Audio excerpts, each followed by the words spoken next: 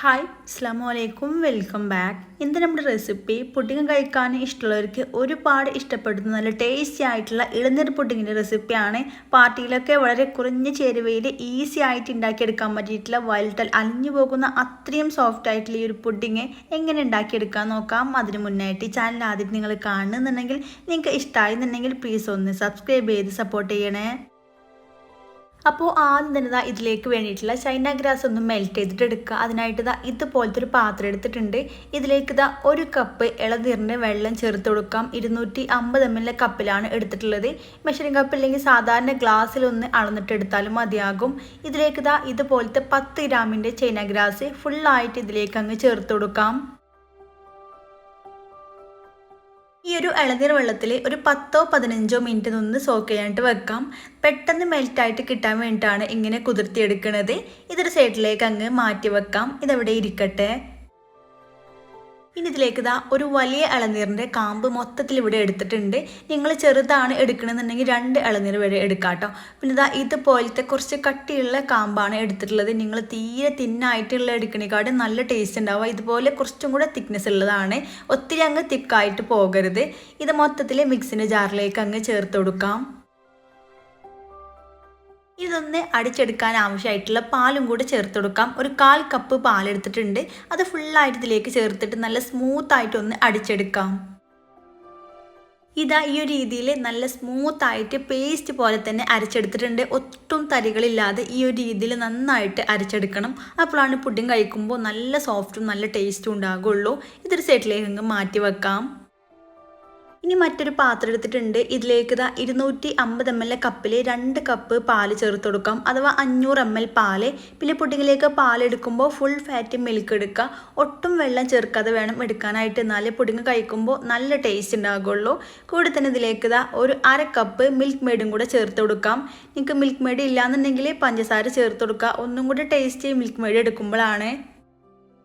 ഇനി ഇതിലേക്ക് ഒരു 1/3 കപ്പ് പഞ്ചസാരയും കൂടെ ചേർത്ത് കൊടുക്കാം. ഏകദേശം ഒരു 1/4 കപ്പിനേക്കാളും കുറച്ചും കൂടെ കൂടുതലായിട്ട് ഉണ്ടാകും. പഞ്ചസാരക്ക് പകരം നിങ്ങൾക്ക് വേണമെങ്കിൽ ഫുള്ളായിട്ട് മിൽക്ക് മെയ്ഡ് എടുക്കാവുന്നേ ഉള്ളൂ. കൂടെ തന്നെ ഇതിലേക്ക് 2 ടേബിൾ സ്പൂൺ പാൽപ്പൊടിയും കൂടെ ചേർത്ത് കൊടുക്കാം. പാൽപ്പൊടി ഉണ്ടെങ്കിൽ എന്തായാലും എടുക്കാം. എന്നാലും നന്നും കൂടെ നല്ല തിക്നെസ്സും നല്ല ടേസ്റ്റും ഉണ്ടാകും. നല്ല രീതിയിൽ ആ ഒരു മിൽക്ക് മെയ്ഡൊക്കെ നന്നായിട്ടൊന്ന് മിക്സ് ചെയ്തിട്ട് എടുക്കാം. മിൽക്ക് മെയ്ഡൊക്കെ നല്ല രീതിയിൽ മിക്സ് ആക്കി എടുത്തിട്ടുണ്ട്. ഇനി അടുപ്പിലേക്ക് വെച്ചുകൊടുക്കാം. എന്നിട്ട് തീ ഓൺ ചെയ്ത് കൊടുത്തതിന് ശേഷം മീഡിയം ഫ്ലെയിമിലിട്ട് നന്നായിട്ട് മിക്സ് ചെയ്ത് കൊടുക്കുക. പിന്നെ പാല് ചൂടായി തുടങ്ങുമ്പോൾ ആ ഒരു പാൽപ്പൊടിയൊക്കെ മൊത്തത്തിൽ മെൽറ്റായിട്ട് വന്നോളും. പാൽപ്പൊടിയൊക്കെ നന്നായിട്ട് മെൽറ്റായിട്ട് വന്നിട്ടുണ്ട്. ഒട്ടും കട്ട പിടിച്ചിട്ടൊന്നുമില്ല. ഈ പാലൊന്ന് നല്ല രീതിയിൽ തിളച്ചിട്ട് വരട്ടെ. അപ്പോൾ മറ്റൊരു അടുപ്പിലേക്ക് മാറ്റിയിട്ടുണ്ട്. ഈ നേരത്തെ സോക്ക് ചെയ്യാൻ വെച്ചിട്ടുള്ള ആ ഒരു ചൈന ഗ്രാസ് അത് നല്ല രീതിയിൽ മെൽറ്റ് ചെയ്തിട്ട് എടുക്കാം. മീഡിയം ടു ലോ ഫ്ലെയിമിലിട്ടിട്ട് നന്നായിട്ടൊന്ന് മെൽറ്റ് ചെയ്യാം. ചൈന ഗ്രാസൊക്കെ നല്ല രീതിയിൽ മെൽറ്റ് ആയിട്ടുണ്ട്. ചെറിയ ചെറിയ തരികളൊക്കെ ഉണ്ട്. അവിടെ കിടന്നിട്ട് മെൽറ്റ് ആവട്ടെ. അപ്പോൾ ഏറ്റവും ലോ ഫ്ലെയിമിലേക്ക് ഇട്ട് കൊടുക്കുക. ഈ ഒരു സമയം കൊണ്ട് തന്നെ പാല് നല്ല പോലെ തിളച്ച് വന്നിട്ടുണ്ട്. ഈ ഒരു രീതിയിൽ നന്നായിട്ടൊന്ന് തിളപ്പിച്ചെടുത്താൽ മാത്രം മതിയാകും. ഇതുപോലെ തിളച്ച് വന്നാൽ ഇനി ഇതിലേക്ക് നേരത്തെ അരച്ച് വെച്ചിട്ടുള്ള ആ ഒരു ഇളനീരിൻ്റെ പേസ്റ്റ് മൊത്തത്തിൽ ഇതിലേക്ക് അങ്ങ് ചേർത്ത് കൊടുക്കാം.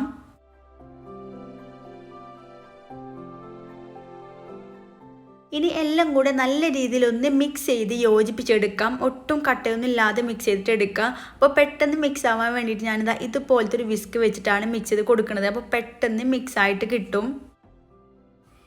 ഇതിവിടെ ഒട്ടും കട്ടയൊന്നുമില്ല, നന്നായിട്ട് മിക്സ് ആക്കി യോജിപ്പിച്ചെടുത്തിട്ടുണ്ട്. ഈ ഒരു രീതിയിൽ ഇനി തീ ഏറ്റവും ലോ ഫ്ലെയിമിലേക്ക് ഇട്ട് കൊടുക്കുക. എന്നിട്ട് ഇതിലേക്ക് നേരത്തെ മെൽറ്റ് ചെയ്ത് വെച്ചിട്ടുള്ള ആ ഒരു ചൈന ഗ്രാസ് ഉണ്ടല്ലോ, അതിന് തീ ഓഫ് ചെയ്ത് കൊടുത്തതിന് ശേഷം ജസ്റ്റ് 1-2 സെക്കൻഡ് ഒന്ന് നന്നായിട്ട് മിക്സ് ചെയ്ത് കൊടുക്കുക. എന്നിട്ട് വേണം ഇതിലേക്ക് ചേർക്കാനായിട്ട്.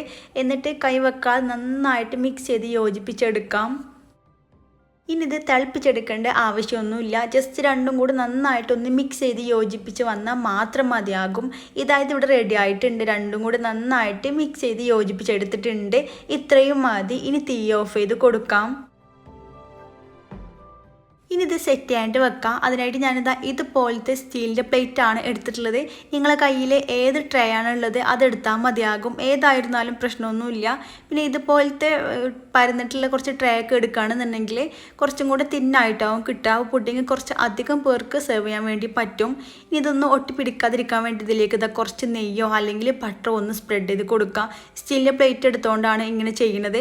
നിങ്ങൾ ഗ്ലാസിൻ്റെ ട്രേ ആണ് എടുക്കണമെന്നുണ്ടെങ്കിൽ ഇതിൻ്റെ ആവശ്യമൊന്നുമില്ല, അല്ലാതെ തന്നെ വിട്ടിട്ട് കിട്ടും. ഇതായത് ഇവിടെ റെഡിയാക്കി എടുത്തിട്ടുണ്ട്. ഇനി ഇതിലേക്ക് ആ ഒരു മിക്സ് മൊത്തത്തിൽ അങ്ങ് ഒഴിച്ചു കൊടുക്കാം.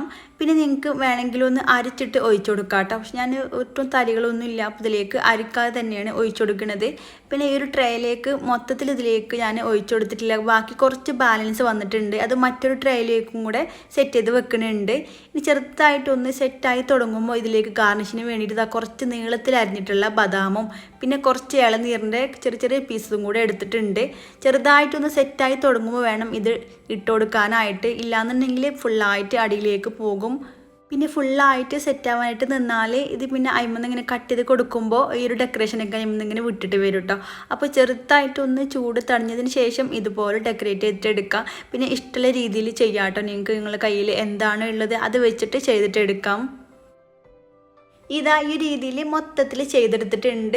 ഇനി ചൂടൊക്കെ ഒന്ന് ആറിയതിന് ശേഷം ഫ്രിഡ്ജിൽ വെച്ചിട്ട് നന്നായിട്ട് സെറ്റ് ചെയ്തിട്ട് എടുക്കാം. ഒരു ഓവർനൈറ്റ് ഫ്രിഡ്ജിൽ വെക്കുക, അപ്പോഴാണ് നല്ല ടേസ്റ്റ് ഉണ്ടാകുക. ഇല്ലെങ്കിൽ ചുരുങ്ങിയത് ഒരു 6 മണിക്കൂറെങ്കിലും വെക്കണം.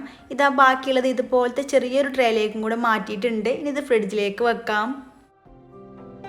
പുഡിങ് ഇതാ ഒരു ഓവർനൈറ്റ് ഫ്രിഡ്ജിൽ വെച്ചിട്ട് നന്നായിട്ട് തണുപ്പിച്ചെടുത്തിട്ടുണ്ട്. ഇതിവിടെ നല്ല രീതിയിൽ സെറ്റായിട്ട് വന്നിട്ടുണ്ട്. ഇനി ഇഷ്ടമുള്ള രീതിയിൽ കട്ട് ചെയ്തിട്ട് എടുക്കുക.